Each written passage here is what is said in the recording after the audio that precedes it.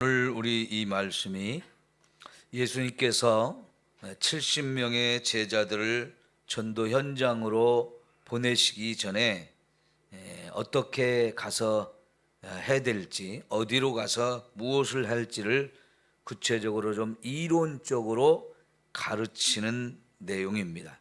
그리고 나서 전도 현장으로 파송을 하게 됩니다. 자, 여러분, 오늘 우리가 이제 이 말씀에서 먼저 생각해 보고자 하는 것이, 우리가 믿는다고 하는 것은 행함이 따라와야 된다는 말씀을 야고보서에서 아주 많이 강조하죠. 그래서 행함이 없는 믿음은 곧 죽은 믿음이다라고 말씀을 하셨어요. 그것은 마치 영혼이 없는 몸이 죽은 거와 똑같다는 겁니다. 몸과 영혼이 하나가 되어 있을 때 그 사람은 살아 있는 거지요. 죽는다는 것은 그 몸 속에 있던 영혼이 몸에서 빠져나가는 겁니다. 그러면 영혼이 없는 몸은 이거는 죽는 거지요. 마찬가지로 우리가 믿는다고 할 때 믿음에 반드시 행위가 따라와야 한다는 겁니다. 다시 말하면 믿는 대로 살아야 된다는 거지요. 마음으로 믿기는 하는데 그것이 삶으로 연결되어지지 않으면, 그래서 머리로만 이렇게 생각을 하고 머릿속에만 있다고 하면 그거는 우리를 살리는 믿음이 아니라는 거죠. 그 믿음은 죽은 믿음이다, 그렇게 말씀했어요. 우리가 하나님의 말씀을 이렇게 들을 때 내가 은혜를 받는다 하는 거 참 좋습니다. 깨닫는다 좋습니다. 근데 그것이 반드시 내가 그 말씀에 순종해서 삶으로 연결되지 않으면 아무런 의미가 없다는 겁니다. 예수님께서 제자들에게 전도를 가르칩니다. 전도는 이렇게 하는 거다, 이렇게 해라 라고 예수님이 전도를 말로써 가르치는데, 그걸로 끝난 게 아니고 이 사람들을 반드시 전도 현장으로 보내서 직접 경험하면서 전도를 배우게 하고 그렇게 훈련을 했습니다. 여러분, 이론으로 배우는 것, 이론으로 배우는 전도, 이거는 우리에게 아무런 의미가 없어요. 그걸 반드시 행함으로 옮겨서 진짜 사람들을 만나고 찾아가고, 그래서 그들에게 복음을 전할 때 그들의 다양한 반응도 우리가 경험해 보면서, 이럴 때는 이렇게 하는 게 좋겠구나, 저럴 때는 또 저렇게 하는 게 좋겠구나, 이런 걸 자꾸 우리가 깨닫고 경험하면서 점점 나아지는 이 과정을 거쳐야 하는 거지요. 여러분, 신학대학에 가서 신학을 공부합니다. 성경도 배우고 여러 가지 다양한 것을 학문적으로 배우고 공부를 하는데요, 이게 막상 목회 현장에 가면 안 돼요. 못하게 돼요.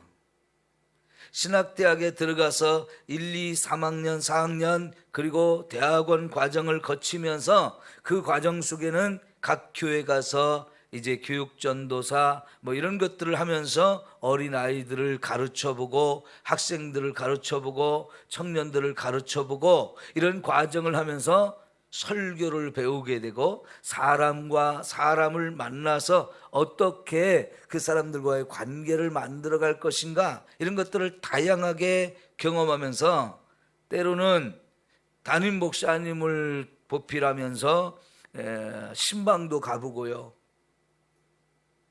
목사님의 기회를 주심으로 인해서 어른들한테 설교도 해보고요, 장례식장에도 가보고 결혼식장에도 가보고 다양한 경험들을 이렇게 하나씩 해보면서 목회 노하우를 배워가는데요, 제가 신학대학 4학년을 졸업하고 교회 전도사로 갔는데 2달 만에 담임 목사님이 갑자기 다른 교회로 가셨어요. 그러니까 교회에 교역자는 저밖에 없잖아요. 26살인데 꽤 큰 교회였거든요.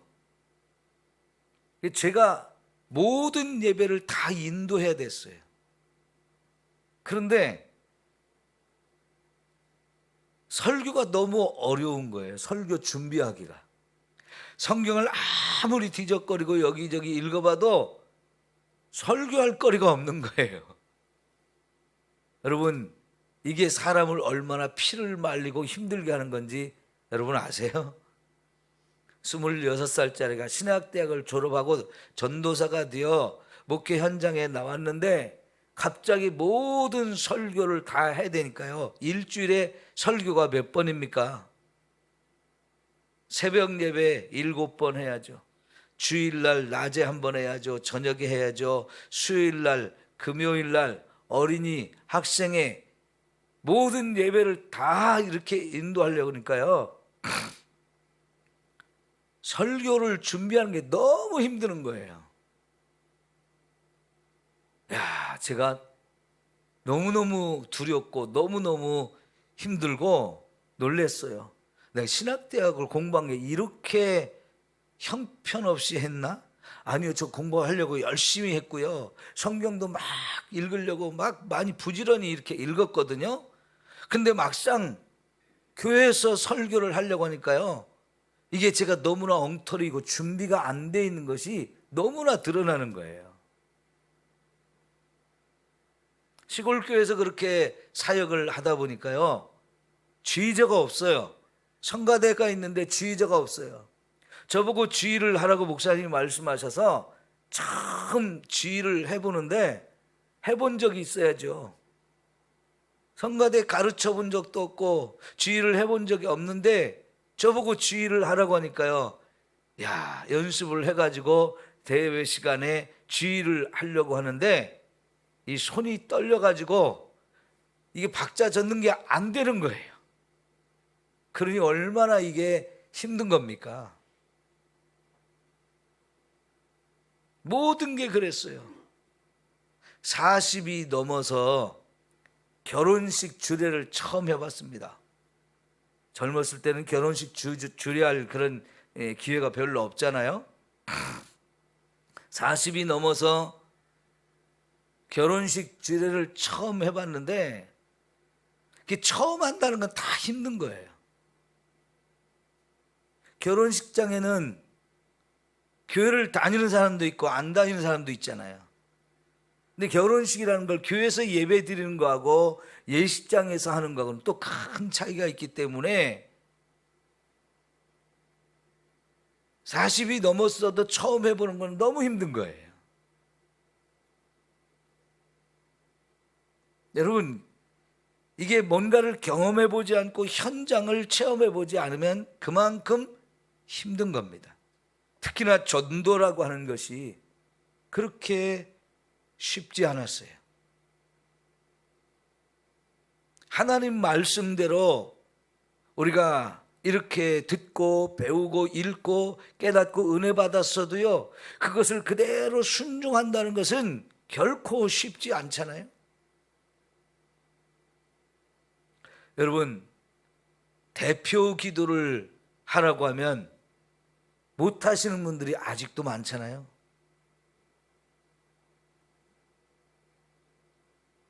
구역 예배를 인도하라고 하면 그것도 힘들어서 또 못 하시는 분이 얼마든지 있어요. 우리가 그래서 뭔가를 못함에도 불구하고 자꾸 해보는 것이 너무나 중요해요.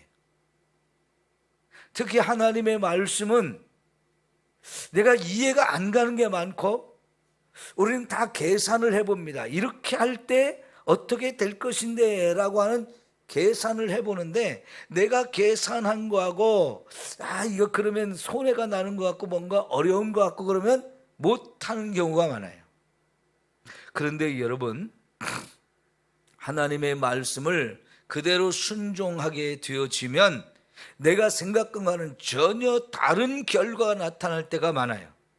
하나님 우리에게 말씀을 주실 때는 그 말씀대로 반드시 해야 되고요. 했을 때 내가 생각지도 않았던 놀라운 결과들이 우리에게 주어지는 거예요.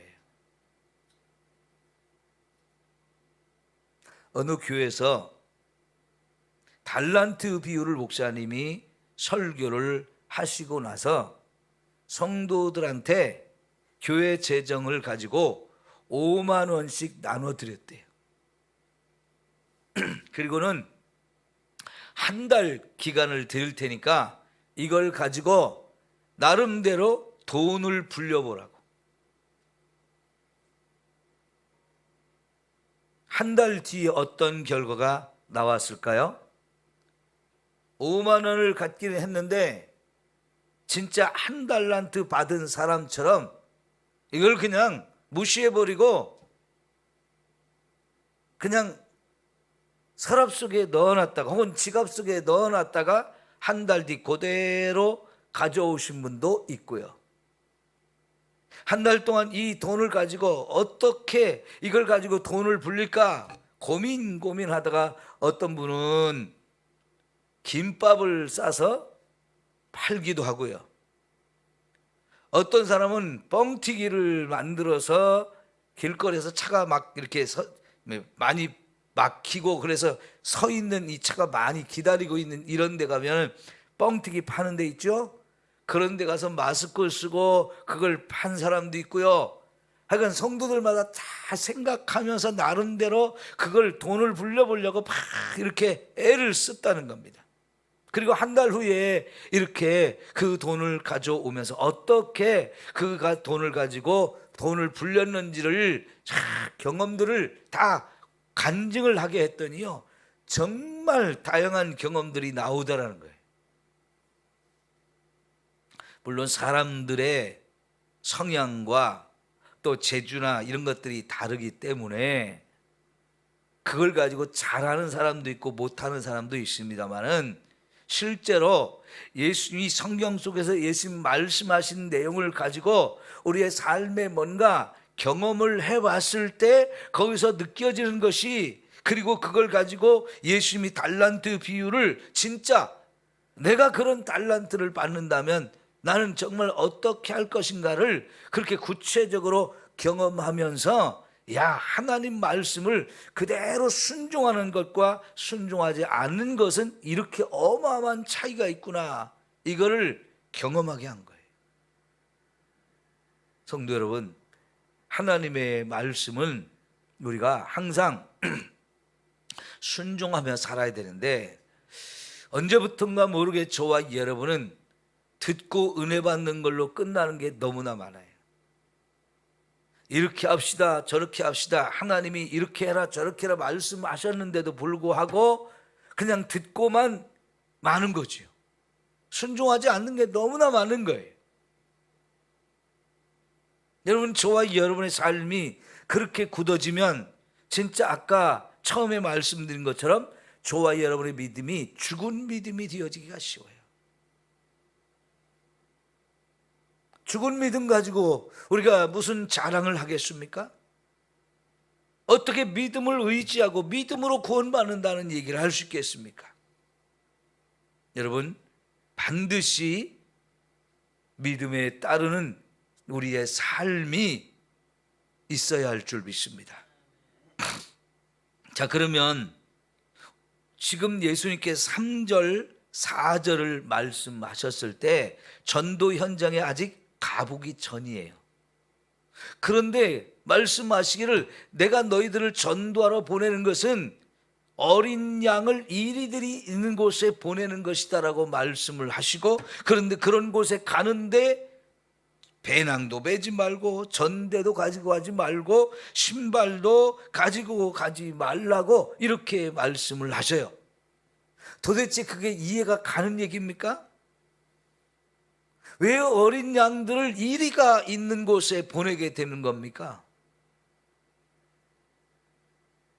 이게 이해가 안 가요. 그런데 전도 현장에 가서 사람들을 만나보고 복음을 전하는 이런 것을 경험하다 보니까 아, 정말 이게 이리들 같은 존재들이 나를 힘들게 하는구나.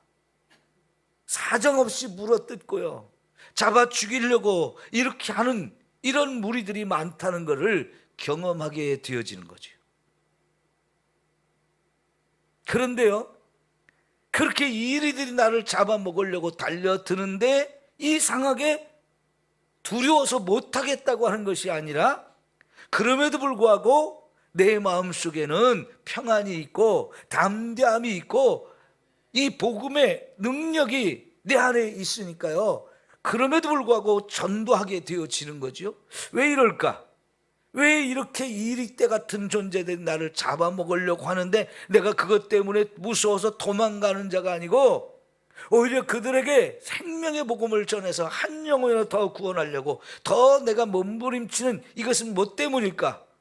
그거는 성령 하나님이 우리와 함께하고 있다는 증거를 그때 우리가 경험하게 되어지는 거예요. 제자들을 땅끝까지 가서 복음을 전하라고 이런 사명을 주면서 세상 끝날까지 내가 너희와 항상 함께 있으리라, 그런 말씀을 주셨는데, 도대체 우리가 전도할 때 주님이, 승천하신 주님이 나와 함께 한다는 게 뭔 뜻일까? 이해가 안 갔을 거예요. 그런데 전도 현장에 가서 그런 이리떼가 울거리는 곳에서 전도를 하는데 정말로 하나님이 나와 함께하는 것을 느끼게 되는 거예요. 보십시오. 돈도 가져가지 말고, 갈아입을 옷도 가져가지 말고, 갈아 신을 신발도 가져가지 않았는데 하나님께서 예비된 사람들을 통해서 우리에게 필요한 모든 걸 공급해 주는 것을 경험하게 하신 거예요. 이상하게 어디를 가든지 영접하는 사람이 있는 거예요. 그러면서 그 사람이 우리들을 자기 집으로 초대해서 거기서 먹게 하고 자기하고 모든 걸 공급해 주는 이런 사람들을 하나님이 꼭 세워주시는 거지요. 그 사람을 누가 세웠습니까? 하나님이 세워주시는 거예요.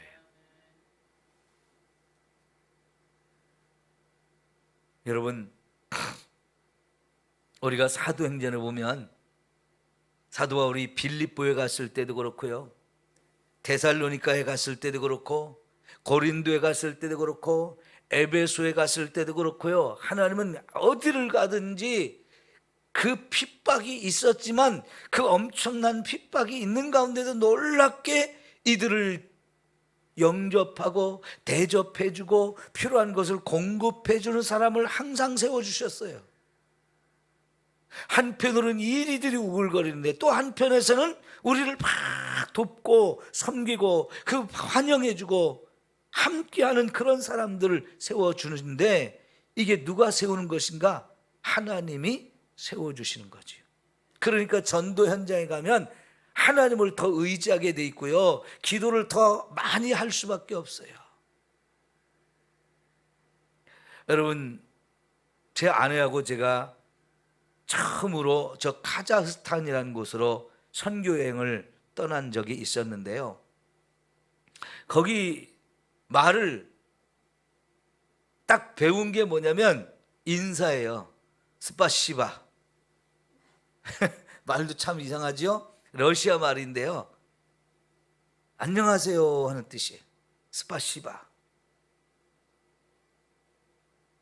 근데 그런 말 단어 한두 개밖에 배운 게 없어요. 그런데 그 알마티라고 하는 도시에서 막 차를 타기가 어려운데도 불구하고 차를 빌려가지고 저 먼 곳으로 6시간을 이렇게 가가지고 우리를 가이드하는 사람이 우리 말을 모르기 때문에 그 가이드하고도 말이 안 통하는데요, 그 사람이 자기 친구로 그 집에 우리를 데려가서 복음을 전해달라는 거예요. 그때는 그 사람들이 뭐 전화도 없고 하는 집이었기 때문에 미리 우리 갑니다 하고 전화를 하고 간 것도 아니에요. 그런데 그 집에 가보니까 너무 가난한 집인데요, 낯선 외국인이 손님으로 온 거예요. 그리고 거기서 며칠을 자겠다고 우리를 안내한 사람이 그 집주인에게 얘기하니까, 그것도 아저씨가 있는 게 아니고 아줌마하고 아이들만 있는 그런 상황이었는데 얼마나 아줌마가 놀랬겠어요. 제일 먼저 하는 게 옆집에 가서 우리 손님 대접하겠다고 접시를 빌려오더라고요. 그만큼 가난한 집이었어요. 근데 말이 안 통하는데 어떻게 복음을 전하겠어요? 그래서 우리가 할 수 있는 한 최선을 다해서 자꾸 섬기는 일을 했어요. 이틀 밤을 자고 3일째 되는 날 돌아오는데 놀랍게도요, 굉장히 가난한 집에 양을 몇 마리 키우고 있었는데 그 양을 잡아가지고 대접을 해줘요. 돌아와가지고 그 알마티 도시에 있는 교회 목사님한테 우리 이런 양 대접을 받고 왔다 하니까 깜짝 놀라는 거예요. 그게 엄청난 재산인데 그걸 잡아줬다는 것은 정말 너무나 엄청난 대접을 해준 거라는 거예요. 자기도 선교사로 그 나라에 가서 20년을 살았는데 딱 2번 그런 양 대접을 받아왔다는 거예요. 근데 처음 그렇게 모르는 곳에 가서 2박 3일 머무는 동안에 양 대접을 받고 왔다니까요. 야, 이건 극진한 대접이라는 거예요. 말은 안 통하는데 삶을 통해서 그렇게 했더니요, 여러분, 놀랍게 그들이 마음의 감동을 받고 그런 기적을 베풀어 준 거였어요. 그 나라에 중간에 한 교회를 거쳐서 그 동네에서 전도를 하는데요, 한 30여 명이 가서 흩어져 가지고 거기서 전도를 했어요. 말도 안 통하거든요. 그런데 많은 사람들이 갔다 와서 고백을 하는데, 저는 그런 경험을 안 했는데 이제 사람을 만나면 그냥 기도해 줬대요. 말이 안 통하니까 복음을 전할 수가 없잖아요. 근데 처음 만나는 사람들한테 막 기도를 해줬대요. 그랬더니 놀라운 일이 벌어지는데 귀신이 막 떠나가고 이 사람들이 막 토하는데요, 얼마만큼 토하냐면 양동이 한가득이 찰 정도로 토하더라는 거예요. 여러분, 우리가 토한다고 해도 그렇게 많이 토하지는 않잖아요. 근데 알고 보니까 야, 굉장히 시골인데도요, 그 당시 카자흐스탄에, 이게 이슬람 국가이고 공산주의 국가거든요, 마약을 하는 사람들이 그렇게 많아가지고요, 마약을 하는 사람들이 기도를 해주니까 귀신이 떠나가고 토하기를 시작하는데 한 양동이를 쏟아낼 만큼 토하는데 어떻게 그 뱃속에 그렇게 많은 음식이 들어있을까 할 정도로 너무너무 놀랄 정도로 토하는 양이 많더라는 거예요. 근데 그런 게 한두 사람이 경험한 게 아니에요. 여러분, 정말 너무나 복음을 듣지 못했던, 평생 처음 예수 믿는 사람을 만나고 그 사람이 딱 기도를 해 주었는데도 불구하고 이렇게 놀라운 일들이 일어나 가지고요, 그 사람들이 자기들이 경험한 그런 걸 경험하고 나니까요, 이 사람들을 따라서 교회를 찾아온 거예요. 그러니까 여러분, 이 전도 현장이라는 것은 이런 일이 얼마든지 일어날 수 있는 거예요. 그러니까 이 일 가운데 우리가 보냄을 받았지만은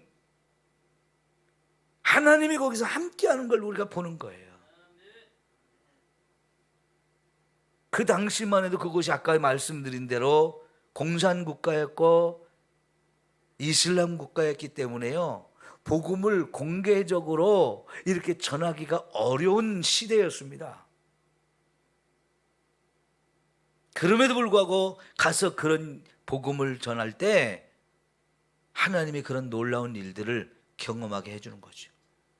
굉장히 두렵고 떨리는 마음으로 할 수밖에 없어요. 왜냐하면 어디든지 공안이나 이런 사람들이 있을 수 있기 때문에, 비밀경찰, 종교경찰 이런 사람들이 있을 수 있기 때문에 잘못하면 잡혀서 감옥에 갈 수 있는데요, 외국인이 낯선 곳에 와가지고, 그것도 시골에 왔으니까 다 눈에 띄거든요. 그런데 잘못 잡혀가면요, 여권 뺏기고 큰 일이 벌어질 수 있어요. 돌아오기가 어려울 수 있어요. 그러니까 대놓고 이렇게 전도하기가 어렵거든요. 그런데도 담대함으로 했을 때 하나님의 놀라운 그런 일들을 경험하게 해주는 거죠. 우리가 일 가운데 어린 양이 보내져서 무엇을 할 수 있겠습니까마는 아무것도 가지고 간 게 없는데도 불구하고 하나님이 거기서 이 전도자와 함께하면서 영접해 주는 사람이 있고 필요한 모든 걸 공급해 주는 사람이 있고 이 복음을 통해서 구원받는 역사가 일어난 것을 보게 되는 거예요. 이 어린 양이 이 가운데서 무슨 일을 할 수 있겠어요? 그런데 거기서 영혼 구원의 역사가 일어난다니까요. 이거는 실제로 현장을 경험해 보지 않으면 알 수가 없는 일들이죠.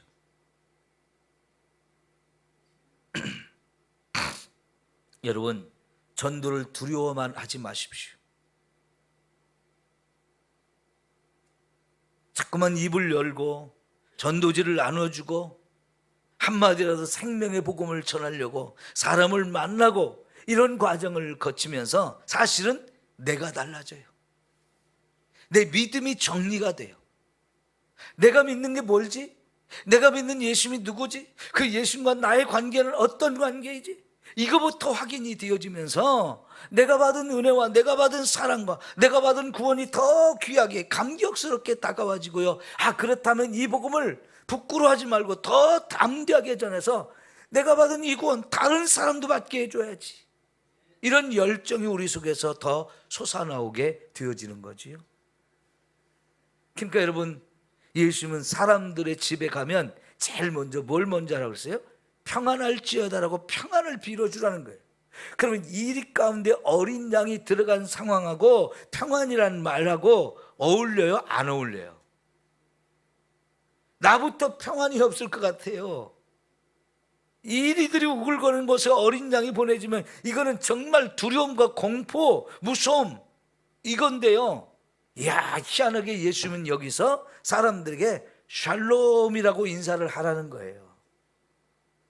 전혀 앞뒤가 안 맞는 것 같은데, 그런 말을 내가 못할 것 같은데, 그 이리 가운데 보내진 양이 입에서 나오는 말은 이리를 향해서 샬롬이라고 인사를 하라는 거예요. 너에게 평안이 있을지어다. 내 안에 평안이 없으면 그 말을 할 수 없잖아요. 근데 이상하게 하나님이 내 안에 평안을 주시면서 나로 하여금 나를 만나는 이 이리 같은 사람들한테도 평안을 선포하게 하시는 거예요. 근데 그렇게 우리가 평안을 빌었을 때 왜 빌어주라고 하느냐? 내가 그 평안을 그 사람한테 빌어줬을 때 그 사람이 평안을 누릴 수도 있고 그 사람 평안을 받아들일 사람이 아니면 그 평안이 나에게 온다는 거예요. 나도 평안하고 저 사람도 평안한 거지요. 여러분, 저와 여러분은 세상 가운데서 평화를 만드는 사람이 되는 겁니다. 마태복음 5장에서 화평케 하는 자는 누구라고 그랬어요? 하나님의 아들이라 일컬음을 받을 거라는 거예요. 뒤집어서 얘기하면 하나님의 아들이라고 하는 사람들은 세상에서 평화를 만들어가는 피스메이커가 되어야 한다는 겁니다. 나를 잡아먹으려고 하는 이리 같은 사람들이 나에게 달려오는데도 그 사람과 맞서 싸우는 게 아니고 그 사람에게 평안을 전해주면서 당신도 평안하기를 원합니다. 이게 놀라운 결과를 만들어내는 거죠. 싸우자고 덤비는데 거기서 같이 맞서 싸우는 게 아니고 평화가 이루어진다는 거.